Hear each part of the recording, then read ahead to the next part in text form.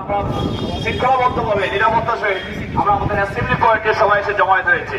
তো এই জন্য আপনাদের এই সংক্ষিপ্ত টাইমে এত সুশৃঙ্খলভাবে নিরাপত্তাভাবে বিধান রেখে আপনারা যে সবাই সুস্থ অবস্থায় এখানে ফিরে আসতে পেরেছেন, এই জন্য আমি সবাইকে ধন্যবাদ জানাচ্ছি।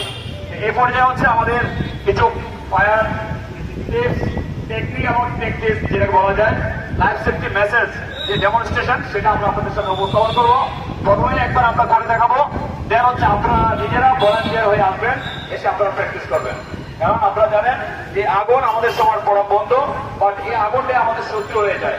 তো বন্ধুত্বের সাথে বন্ধুত্ব কিভাবে ধরে রাখা যায় সেই টেকনিকটাই আপনাদের সামনে আমরা উপস্থাপন করবো, আর আপনারাও সেটা প্র্যাকটিস করবেন।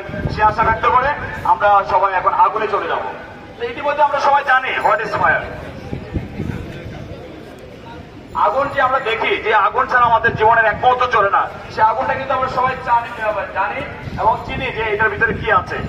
আমি যদি একটু মনে করে দিতে চাই যে fuel, oxygen, sufficient temperature and then chain of reaction, এই চারটা ফ্যাক্টর মিলে হচ্ছে আমাদের আগুনটা তৈরি হয়। দোস্ত আমরা একটা আগুনটা তৈরি করি,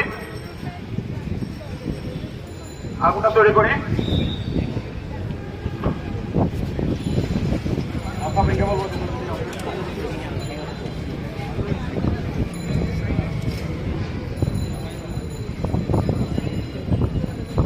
ওকে রাইট, আমরা কিন্তু আগুন পেয়ে গেছি।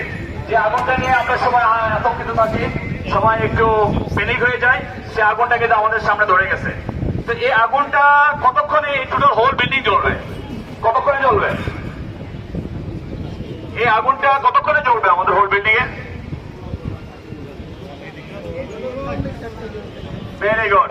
অর্থাৎ এই যে চারটা উপাদানের কথা বললাম, যে চারটা ফ্যাক্টরের কথা বললাম, এই চারটা ফ্যাক্টর যতক্ষণ থাকবে ততক্ষণই ধাও ধাও ধাও ধাও করে জ্বলবে, আর যত সময় পাবে ততই সে দানব আকার ধারণ করবে।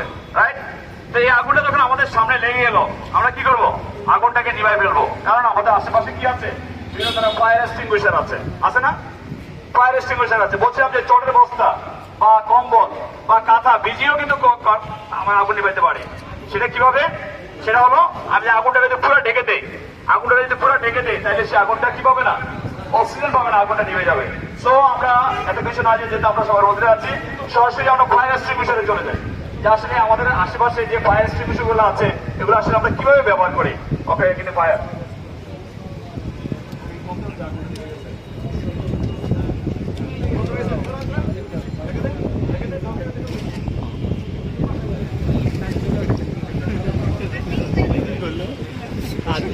আগুনের তুলনায় বাতাসের ব্যাগ বেশি, যার কারণে হচ্ছে অতি বাতাসে আগুনটা নিভে যাচ্ছে। So no problem.